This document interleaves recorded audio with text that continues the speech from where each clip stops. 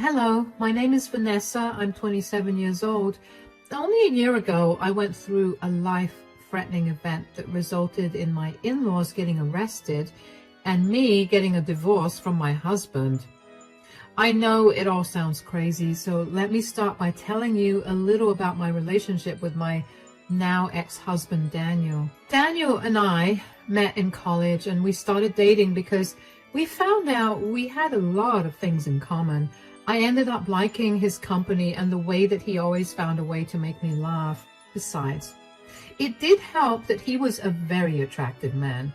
We dated for a long while until we graduated before we decided that it was time for us to meet each other's parents. My parents loved Daniel, but when it came time to meet his parents, I couldn't help but feel like his parents did not like me. They were cold towards me, and for some reason his father Dominic kept throwing insults my way. They went unnoticed because Daniel's mother, Melanie, would laugh it off as a joke, and then Daniel would follow along. I was pretty uncomfortable the entire time, and I was beyond glad when it was time for us to leave. After our first meeting, Daniel asked me how I liked his parents. So, how did you like my parents? Well, I think they're pretty cool, but what happened? Did you not like them or something? No, but I think that they don't like me. Why in the world would you think that? To start, your mom barely even looked at me, and the few times that she did, I swear she sneered at me. What? That's nonsense. My mom prides herself in being a proper lady. That's literally the last thing she would ever do. And then your dad kept throwing thinly veiled insults at me the entire time. Literally, when did he do that? When I was telling him that I was a legal consultant, he said, and I quote, "Lawyers are known to be scumbags, and they also tend to look like it. I wonder if my son has a thing for those." Oh, come on. He didn't mean anything bad by that. That's just my dad's sense of humor. That's a pretty messed up sense of humor, and very hurtful too, don't you think? I guess I've just gotten desensitized to it, but I can see how it can be hurtful to someone who isn't used to it. I'm sorry that they made you feel that way, but I promise you that they never intended to do it. Are you sure? Because if they don't like me, I'll respect that and keep my distance. I understand that sometimes you can just not like a person, and I don't want to seem annoying by being around them a lot. Hey, don't you dare think that way. It's been a while since I brought a girl home, and they're a little protective of me. I guess they were just trying to judge how you were for me. Don't take it to heart, please. Fine, if you say so. I didn't know how Daniel expected me not to take his parents' odd behavior to heart, but I tried my best. I met them a few more times after that, and every single time they treated me like I was stupid and inferior to them. I tried to talk to Daniel about it, but he never seemed to listen to me. Eventually, I gave up and resorted to avoiding much contact with his parents.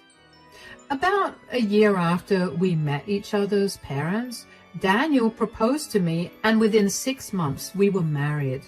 At the wedding, Melanie and Dominic were very rude to not only me, but also to my entire family.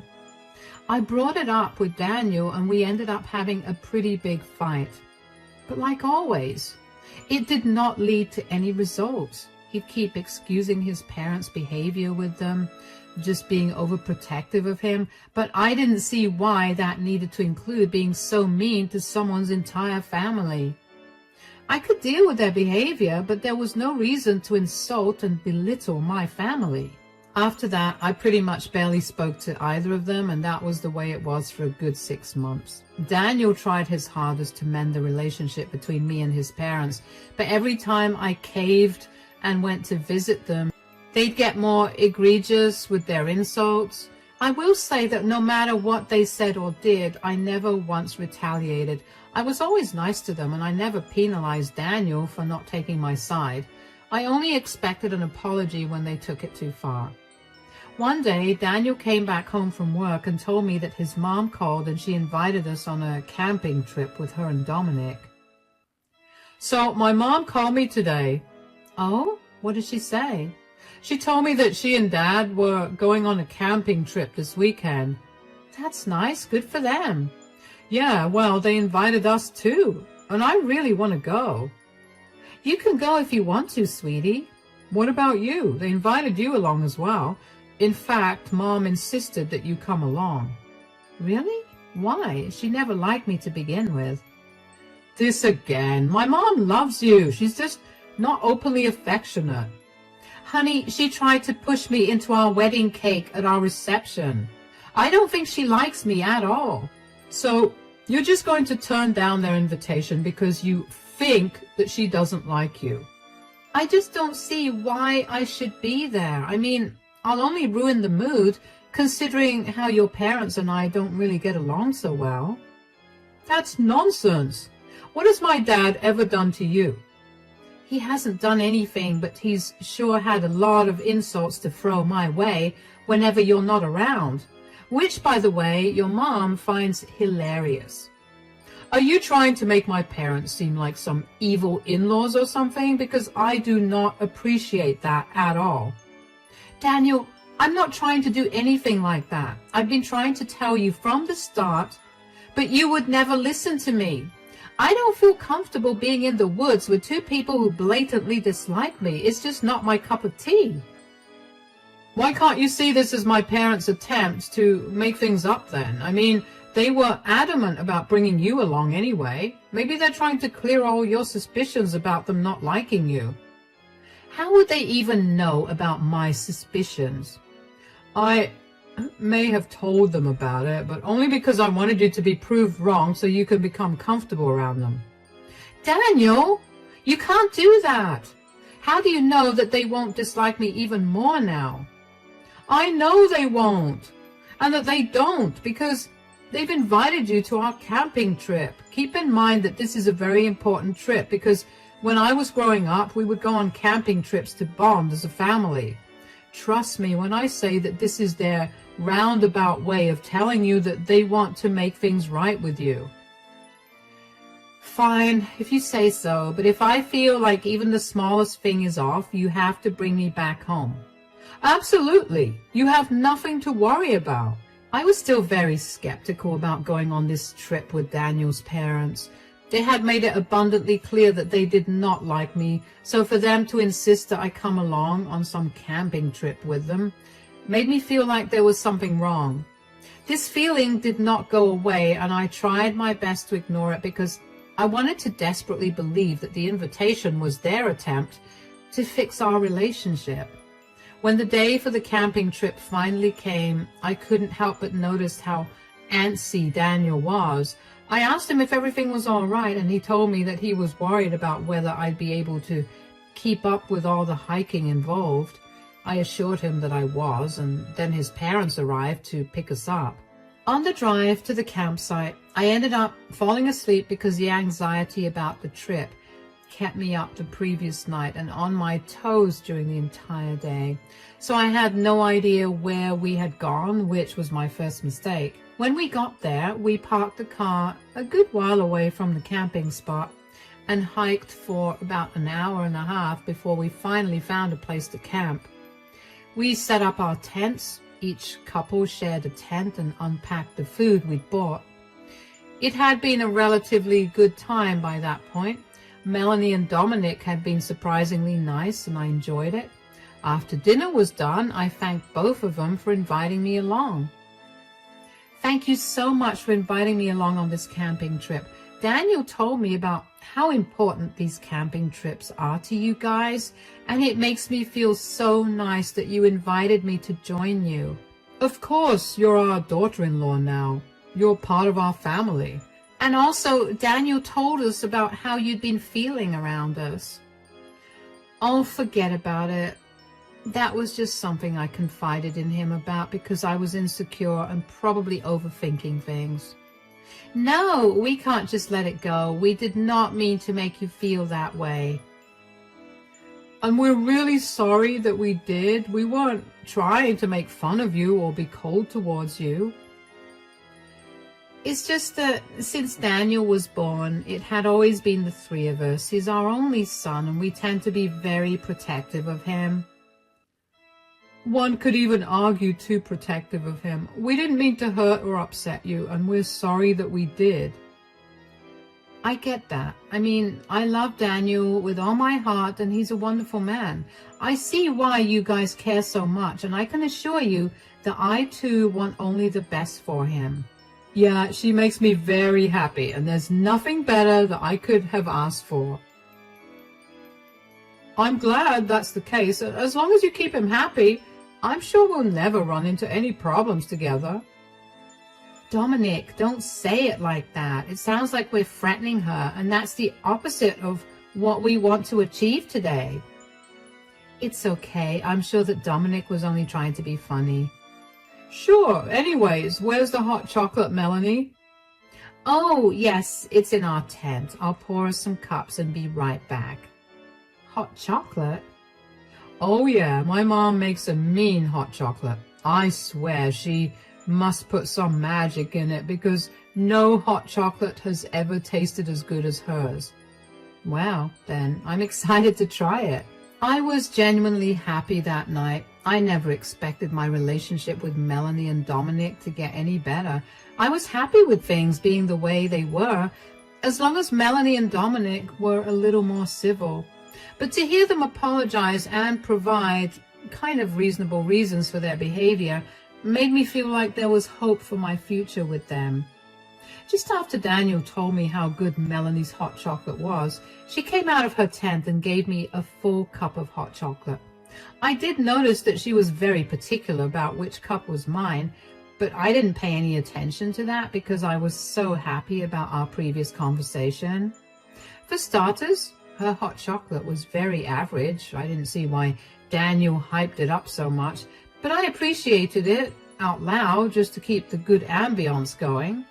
I'm only saying this because I want to be a little petty, and it sets a good tone for what I'm going to tell you about what happened next. As I was reaching the end of the cup of hot chocolate, I began to feel very drowsy. I don't remember how or when I ended up in my sleeping bag, but I did. When I woke up the next day, I felt groggy and I had an almost head-splitting headache. My stomach was also feeling very weird, but I didn't have time to focus on that because I was suddenly very aware of how I was sleeping in a sleeping bag without a tent to cover me. In fact, Melanie and Dominic's tents were gone as well. Out of panic, I picked my phone up to call them only to realize that I had no network. I felt panic rising in my chest. I couldn't believe that I had been abandoned. I tried calling out to them and I hoped desperately that they were playing some sick joke. But after half an hour of calling out to them, I finally made peace with the fact that I was abandoned in the middle of nowhere with nothing on me. They had taken everything I had to. With nothing else to do, I decided to walk around to see if I could find my way out. I think I walked around for at least an hour before I was approached by a man. Hey there. Hey. I'm sorry, I'm not trying to be creepy, but I couldn't help but notice that you seem a little lost. Well, I have no idea where I am. Not that you could help me. Wait, can you? Yeah, of course, I'm the park ranger. See, here's my name tag. I'm Sean, by the way. My buddy and I were scouring the area because we thought we heard the rustling of leaves and such, and we figured that there was someone around here. You know, this is a prohibited zone, right? Oh my gosh, I'm so sorry. I had no idea. It's okay. You do look a little worse for wear. Why don't you follow me to the cabin and tell me how exactly you got lost? Sure. What do you want to know exactly? I came here camping. I went to sleep, and when I woke up, it was late in the afternoon, and I was lost. Did you come here to camp alone? No, I came here with my husband and his family, but they all left me behind, which is why I ended up wandering around so I could find some way to get back home. They just left you behind? Yeah, And the funniest part is that I was just beginning to think that his parents liked me. Turns out they didn't. That's rough. But how did you not hear them clear everything out? I mean, they couldn't have been very quiet. I know, right? That's what I was thinking too. I mean, I even slept in very late, and that never happens. I have a very strong built-in clock that never lets me sleep past 8 a.m. no matter when I go to sleep. Your body clock is amazing, but your not waking up is odd. Do you think there was any foul play at hand? You know what? Maybe there was. Why do you say that? Well, last night I had my mother-in-law's famous hot chocolate, which after I finished drinking, I began to feel really drowsy. At the time, I just thought that I was very tired from the hike, but now I don't think that was it. Okay, I'm sure there was some foul play here. Anyway, we're at the cabin. I'll call our main office to get you a ride there, and then we can figure out how to deal with your situation. Thank you so much for helping me. Of course, that's my job here. I was so grateful for Sean. I mean, if he hadn't found me, I don't know what would have become of me. I will admit that I was slightly terrified when he approached me. I mean, think of all the horror films you've watched. Nothing good has ever come out of a man approaching a lady in the woods. Not to mention, Sean wasn't wearing any uniform, so I was even more terrified. But one look at his badge and I felt better. It took us a while to get to the cabin. After we got to the cabin, Sean called for a vehicle to take me out of the dense wood. While we waited for the car to arrive, Sean asked me a few more questions about what had happened. I told him everything as I remembered it. Sean asked me if I wanted to get the police involved in what happened. He told me that he had a few friends at the police station in our district, and he could help me out if I wanted to. At first I was tempted to tell him no out of pure alarm, but then the more I thought about it, the more I realized that it would be best if I did at least get some revenge on Daniel, Melanie, and Dominic. I needed to find out if they drugged me and what they used to drug me. So I told Sean that I would be okay with getting the police involved, and he quickly made a few phone calls. Just as the car for me arrived, Sean told me that the cops would be waiting for me at the main office. I thanked him profusely for his help, and he smiled at me. When I got to the main office, at least 6 cops were waiting for me there. One of them rushed up to me and asked me if I'd be comfortable giving my blood to run some tests on it, and then going down to the police station. I consented to it and followed whatever they wanted me to do. Over the next few hours, I spent a lot of time detailing the events of the camping trip to the officers and then waiting for the blood test reports. As soon as I got some signal on my phone was flooded with messages about money being withdrawn from my account. Now, I didn't have anything on me, so I knew that either Melanie, Dominic, or Daniel was stealing from me. I immediately told the officers about this, and they looked into it. After a little digging, they figured that the withdrawal was made at the ATM near Melanie's place. By this point, I was practically shooting steam from my ears because of how angry I was. I couldn't believe the audacity of that family. I couldn't wait for them to be put in their places. When the reports finally came, I was told that I had been administered a near lethal amount of sleeping pills. My heart started racing when I heard that. I couldn't believe that I was even alive, and that Melanie and Dominic would go so far as to show me how much they hated me. The officers told me that all 3 of them would be charged with drugging and robbery if I wanted to press charges, and you can bet that was what I wanted to do. The officers asked me if I would like to ride along with them, and of course I wanted to. I wanted to be there to see the shock on their faces when they saw how their actions caught up to them. After the officers got a warrant for the arrest of Melanie, Dominic, and Daniel, and a warrant to search their house, we were off. When we finally got there, I walked up to the door and knocked on it. Keep in mind, by this point, it's well past 9 p.m., and not once did I hear anything from the 3 of them. Melanie opened the door and looked shocked to see me with 6 cops standing behind me. Oh, hey, Vanessa, where have you been? We've been worried sick. Save it, Melanie. You guys tried to drug me and rob me. That's not true. Oh, really? Then why did I wake up all alone in the forest with nothing on me except my phone, which I had thankfully kept in my pocket, and you lot didn't seem to check? What? What are you talking about? We tried to wake you up when we were going on a hike in the morning, and you insisted that we go alone. You told us that you'd meet us back home. Are you seriously lying to my face right now? I'm not. And this is a family matter. Why did you involve the cops in this? I had to because I had been drugged and left alone in the woods. Besides, they're here to arrest you guys. Arrest us? Why in the world?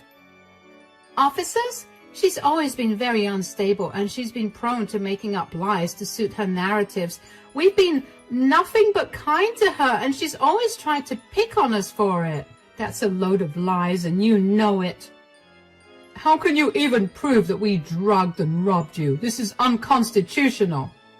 Right here. I have my blood reports which show that I had a near lethal amount of sleeping pills in my system. You could have taken them yourself. How can you prove that we did it? Daniel knows that I don't have any sleeping pills because they mess me up badly, and I feel groggy and restless for the rest of the day. There has never been a time in our entire relationship where I've taken sleeping pills. So, they could have been Daniel's pills that you stole. You don't like nature, and maybe you were trying to fall asleep quicker. I know for a fact that Daniel didn't carry them because I packed our bags for the trip, and he had been home all day, so he could not have gone out and bought them either. So that just leaves you, Melanie, and you, Dominic. We did not do that. As for the robbery, once I managed to get the network on my phone, I got a ton of messages telling me that so-and-so amount of money has been debited from my account. A quick look at where this money had been withdrawn shows me the ATM just a block away from your house. That's circumstantial. You have no way to prove that we did any of that. You just hate us, and you want us to not be a part of Daniel's lives. Do I want that, or are you projecting onto me what you wanted to do with me? Anyway, everything I just said will be proven now. The police have a warrant to search the house and your car. Move aside and let them do their jobs. Dominic tried to protest but was quickly detained by an officer. A quick search of Melanie and Dominic's bedroom, and the cops found an almost empty bottle of sleeping pills and a receipt showing its purchase only the day before. I don't know about you, but that's pretty incriminating evidence. And aside from that, a huge wad of cash was found in Melanie's cupboard, the exact amount that got withdrawn from my account earlier that day. The three of them were quickly handcuffed and put into the squad car. Another small victory for me was that Melanie and Dominic's yelling drew the attention of a few of their neighbors, who all came outside and witnessed the three of them getting arrested and put into the police squad cars. I was glad that their good reputation around the neighborhood was going to go to the trash. Thankfully, all of my things were in their house, so I had my keys and wallet safely in my possession pretty quickly. One of the officers escorted me home after the three of them got arrested, and I thanked him a lot for everything he did. When I opened the door to my home, I finally felt all the emotions that I had held myself back from feeling. I pretty much broke down as all the stress and hurt crashed down on me.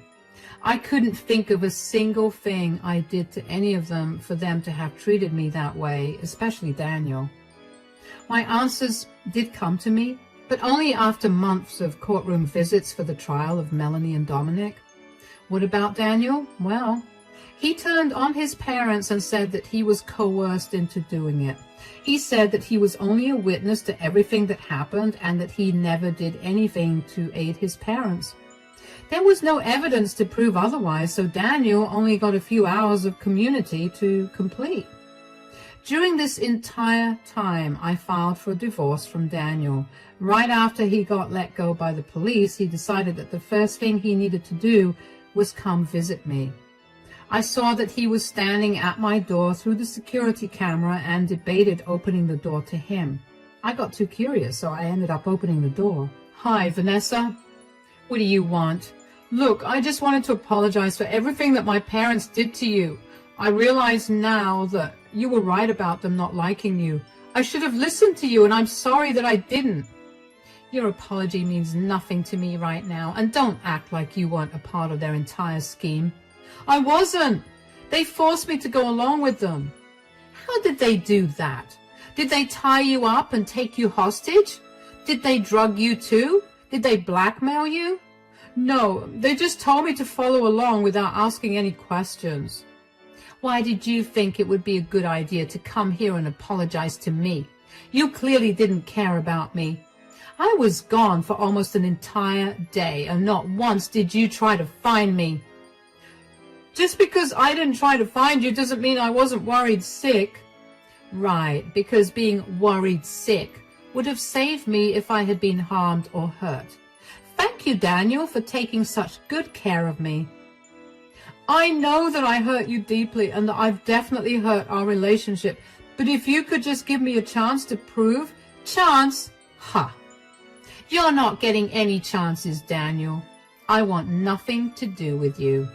This is it, the end. You need to leave me alone and never interfere with my life again." "But I didn't do anything. It was all my parents doing." "Yeah, you didn't do anything, but that's exactly the problem, isn't it? You just stood by and watched as your parents almost killed me and robbed me. You're lucky that you got away without a punishment. You'll be served the divorce papers soon. Goodbye." I slammed the door in Daniel's face and couldn't help the large smile that bloomed across my face. I had finally won, and I managed to get a hold of my life again. I didn't have to worry about whether I was overthinking things again and if I was going crazy. A few weeks after Daniel's hearing was done, Melanie and Dominic's hearings took place. They pleaded guilty to all their charges and were sentenced to 10 years in jail for it. They were also ordered to reimburse me for all the emotional damage that they had inflicted on me. Let me tell you, nothing was more satisfying than seeing the two of them listening to the sentences for their crimes with their heads held low. The once proud and egoistic people were finally brought down to earth thanks to their actions. I was only lucky that day that I happened to run into Sean, who, by the way, has become a good friend now, although I think it's safe to say that I'm done with camping now. As for Daniel and my divorce, thankfully Daniel didn't make it a hassle. It went off pretty smoothly and we divided all our assets equally. Daniel did try to apologize to me again, and when he realized that it was not working, he got angry and blamed me for everything wrong that happened in his life. He said that his parents were right for trying to kill and rob me. All I could think of when I heard him say that was, wow, I dodged a bullet. It's been really good for me right now. I'm finally breathing easier, and I feel like I'm in control of things again. If there's one thing I've learned through this entire experience, it's to never ignore your intuition. If I had just listened to it when I thought of how odd it was when Daniel's parents insisted I come camping with them, I would not have gone through something life-threatening. I'm lucky that things worked out well for me, though, and it could not have happened without the help of some very nice people that fate happened to put in my way.